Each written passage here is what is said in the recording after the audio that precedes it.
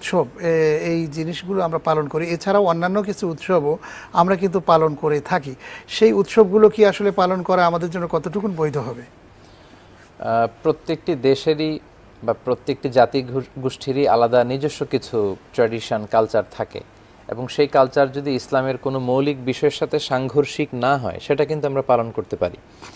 পহেলা বৈশাখ নামে যে উৎসব আমাদের দেশে হয়, এটা শরিয়তের সাথে যে বিষয়টা সাংঘর্ষিক নয় শুধু ততটুকুই আমরা পালন করতে পারি। কিন্তু মঙ্গল প্রদীপ জ্বালানোর নাম করে ছেলে মেয়েদের অবাধ মেলামেশা, ছেলে মেয়ের গায়ে উল্কি এঁকে দিচ্ছে, গালে উল্কি এঁকে দিচ্ছে, তারপর পেঁচা, হনুমান ইত্যাদি মূর্তি, যে মূর্তির সাথে ইসলামের আকিদার একেবারে সংঘর্ষ আর কি, মূর্তিকে ভেঙে মাটির সাথে মিশিয়ে দেওয়ার জন্য সৈয়দান ইব্রাহিম এসেছেন, এবং বিষ্ণু বলেছেন বুইস্তু আন উকাসসির আল মাজামির, আমি ওয়াল আসনাম, এই মূর্তি, ঢোল, বাদ্য এগুলো ভেঙে দেওয়ার জন্য এসেছি। সো এই যে বিষয়গুলো কন্ট্রাডিক্ট করে, এগুলো কিন্তু আমাদের জন্য পালন করা সম্ভব নয়। আমাদের যদি এরকম কালচার থেকে থাকে যে পান্তা ইলিশের কালচার, এটা খাওয়া যেতে পারে।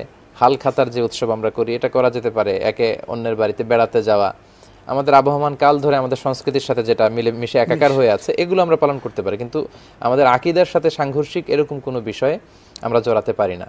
আরেকটা বিষয় হচ্ছে, ইসলাম কিছু কিছু বিষয়ে আনন্দ করার ব্যাপারে আমাদেরকে উৎসাহ দিয়েছে, ছাড়ও দিয়েছে। এর মধ্যে অন্যতম হচ্ছে 2 ঈদের দিন আর হচ্ছে বিয়ের দিন।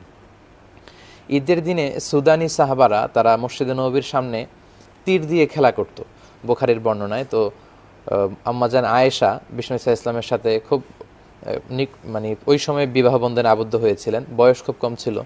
তো বিষ্ণু ইসলাম বললো যে, আয়েশা তুমি কি তীর দিয়ে যে সাহাবারা খেলাধুলা করছে এগুলো দেখতে চাও? মা আয়েশা বললেন যে হ্যাঁ, আমি তো দেখতে চাই, কিন্তু কি করে দেখব? বিষ্ণু ইসলাম মা আয়েশাকে কাঁধে তুললেন, এবং হাদিসে এসেছে মা আয়েশার থুতনি ছিল বিষ্ণু ইসলামের কাঁধে। দীর্ঘ সময় তিনি পর্দা ফাঁকা করে তিনি খেলাধুলা দেখলেন, এবং অনেকক্ষণ থাকার পর যখন তিনি ক্লান্ত অনুভব করছেন, বিষ্ণু বললেন যে তুমি কি আরও দেখতে চাও? মা আয়েশা বললেন যে না, আমি তৃপ্ত হয়েছি, আমি খেলা দেখেছি, আমি ক্লান্ত হয়ে গিয়েছি। বিষ্ণু ইসলামের কাঁধ থেকে তিনি নেমে আসলেন। এই যে স্বামী স্ত্রীর সুন্দর ভালোবাসা, এই রোমান্টিসিজম, স্বামী স্ত্রীর মধ্যে যে অন্তরঙ্গ ভালোবাসা, এটা কিন্তু ইসলাম উৎসাহ দেয়। এবং এই হাদিস থেকে আমরা বুঝতে পারলাম যে ঈদের দিন খেলাধুলা করা, একটু উৎসব করা, এটা জায়েজ। ছোট্ট ছেলেমেয়েরা গান করা, মিউজিক ছাড়া গান করা, কবিতা আবৃত্তি করা, খেলাধুলা করা, এটা জায়েজ। পাশাপাশি বিয়ের সময়ও উৎসব করা, আনন্দ করা, এটাও ইসলাম জায়েজ করেছে। বিষ্ণু ইসলাম বলেছেন যে আলিনুন নিকাহা বিদ্দুফুফ, তোমরা বিয়ের ঘোষণাটা দাফ বাজিয়ে ঘোষণা দিয়ে দাও। দাফ হচ্ছে এক ধরনের অ্যারাবিয়ান ব্যান্ড পার্টি, আমরা আমাদের দেশের ঢোলের সাথে পরিচিত। এটা কিন্তু ব্যবহার করা জায়েজ নেই।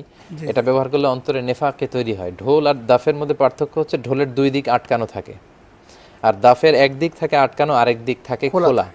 বিষ্ণুনবী যখন মক্কা থেকে মদিনাতে মাইগ্রেট করে হিজরত করে এসেছিলেন, মদিনাতে সানিয়াতুল ওয়াদা নামক জায়গায় মদিনাবাসীরা এই দফ বাজিয়ে বিষ্ণুনবীকে মানে গ্রহণ করেছে, অ্যাকসেপ্ট করেছে। তলা আল বদরু আলাইনা মিন সানিয়াতিল ওয়াদা। এজন্য বিষ্ণু বলেছেন যে আলিনু